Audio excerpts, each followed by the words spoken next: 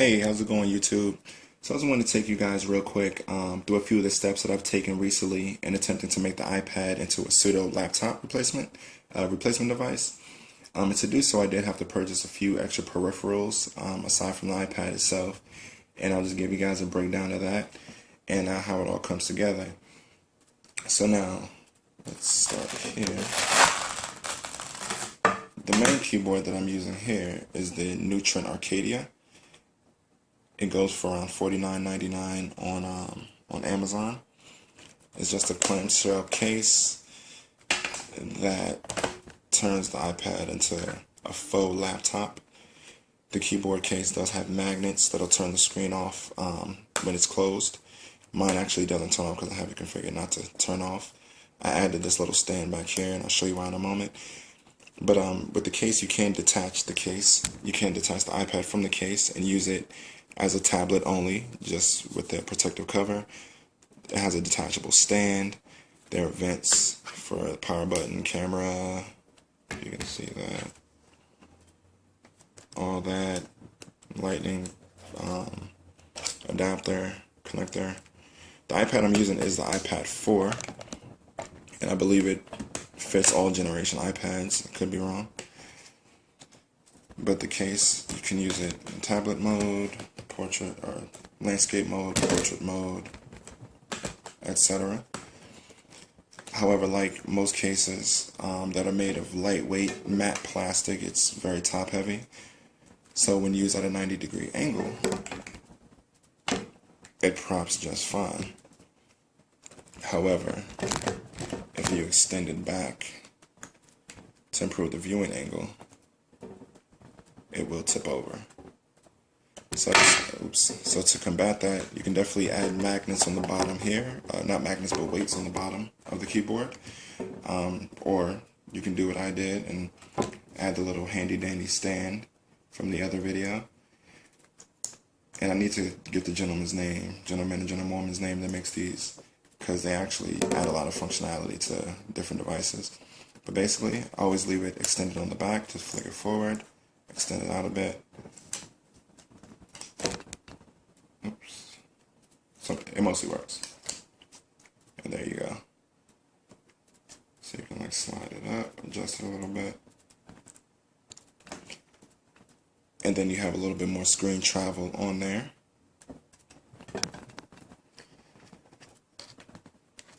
And a better viewing angle. Now, the other keyboard that I'm using is a little tiny keyboard. Again, I purchased from Amazon for around 20 bucks. It's made by a company called Anchor. You can see that. And I added Velcro on the back here. And then the little grooves on the Arcadia just to affix the two. So you can see that they stick together. And they actually match really well as also. And that's the main reason I purchased this keyboard, aside from the touchpad. So as you can see, this keyboard, the Anchor keyboard, does have a little touchpad. It adds a mouse cursor, which you can see in the background there. Responsive, it's very accurate. There's also a little zoom area where you can zoom in and out on web pages and different documents. It's not multi-touch. I should have bought one that was multi-touch. I wanted one, but actually that just fit the decor better of the aesthetics of the Neutron Arcadia keyboard. So I kind of forgot about multi-touch. But if you're gonna buy a little tiny keyboard, I would suggest buying one that is multi-touch. Now this keyboard does have the left mouse key, the right mouse key, a few directional keys as well. The directional keys don't do anything at all. The right mouse key, all it does is send you back to home on iOS. And the left mouse key, you can use the left mouse button, you can use to surf the web, where you can like drag it and scroll. But it's more of a novelty than anything, because it's still will always be quicker to just flick up and surf. This keyboard itself is backlit. You can control the audio. There's media keys which only work on the native iOS device, media applications. They don't work on XBMC or any other third-party application. just the ones that come native on iOS. But it's a nice keyboard. It also comes with a little USB adapter if your computer doesn't come native with Bluetooth. So it works well. Now to get the mouse cursor on screen, if you can see that, you will have to jailbreak your iPad. And once jailbroken, the application that you want to look for is called BTC Mouse and Trackpad. It goes for around $4.99 on Cydia. What it does is add the mouse cursor to iOS, which doesn't come native, obviously, left out by Apple. It also serves as it adds to the functionality of your presentation apps, because you can use it replicates the left and mouse click in those applications for changing slides. So if you're using like a Keynote or a quick Office, it does help a bit there. But for me, the main reason I just like to use it is for the trackpad and for the mouse cursor. I thought about buying a Magic Mouse and always carrying it with me. I thought about buying the Apple trackpad, can't remember the name of it, Magic Pad or something like that. But again, I just wanted everything to kind of flow, and although it's not seamless, it does flow decently well. And as I said, this doesn't move, it's just fixed to the keyboard itself.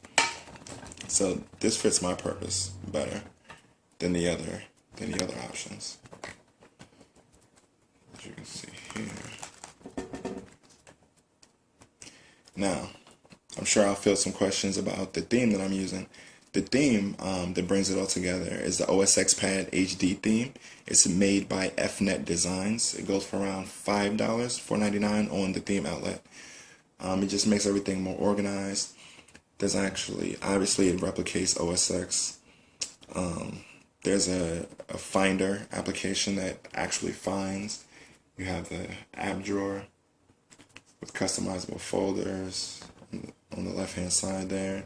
All the folders are buoyant, kind of bounce around for a fun effect. The desktop, the dock and the desktop are both customizable, where you can add folders. Games folder, so you can fill it up, fill them with anything that you like. This is by far the best theme that I've ever used. And as I said, as with most things, you do have to jailbreak your iPad to apply it. Now, a few of the other softwares that I use on the iPad, for torrents, you can use iTransmission. Obviously, there's the Chrome downloader and the Safari downloader that'll allow you to download just programs, applications, and files and so forth from the web, which you can't do out of the gate. iFile, again, once jailbroken, allows you to use USB adapters, micro SD adapters to transfer media. So pop that in there. Might take a moment.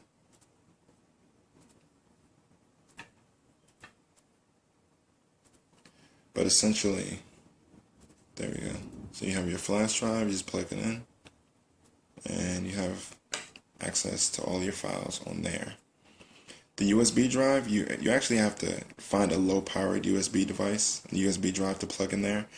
You can't just plug in any random device because it won't work.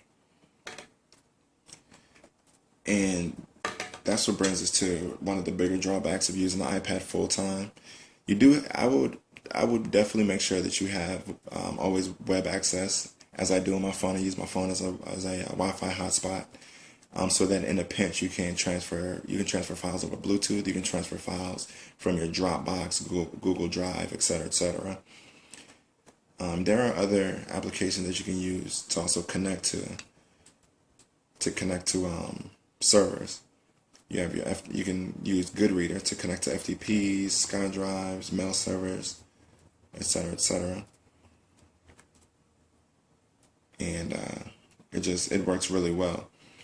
Now, as I said, one of the drawbacks is that the USB drives on iOS, they're very low powered. There are no native USB drives, USB ports on the iPad, obviously. So you do want to find a laptop case or a case with USB ports.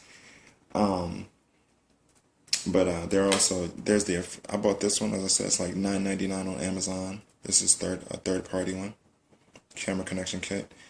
You can buy the official one from Apple for a little bit more. I don't know how much that one costs. They both serve the same purpose. You can also purchase this is the official Apple HDMI adapter, I guess, if you want to connect it to another television or monitor. So that will work well. And as far as softwares, I'll leave that in the comments portion. If you guys have any questions on some of the softwares that I'm using. Like for a Flash, I'll use Puffin to stream Flash content. You have XBMC. If you want to access your media library, you can also stream live sports and media from the web on there.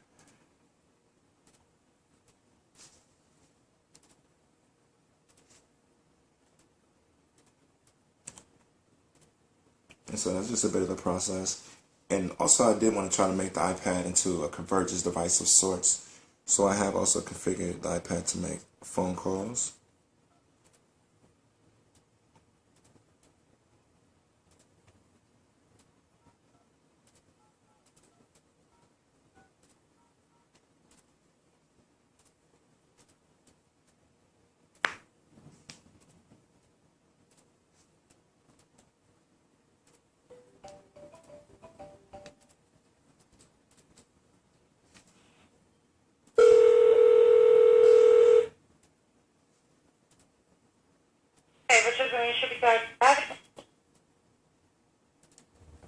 And so now to do that, I've used Google Voice, and also I have a SIP provider. Any questions on that, definitely leave it in the comments.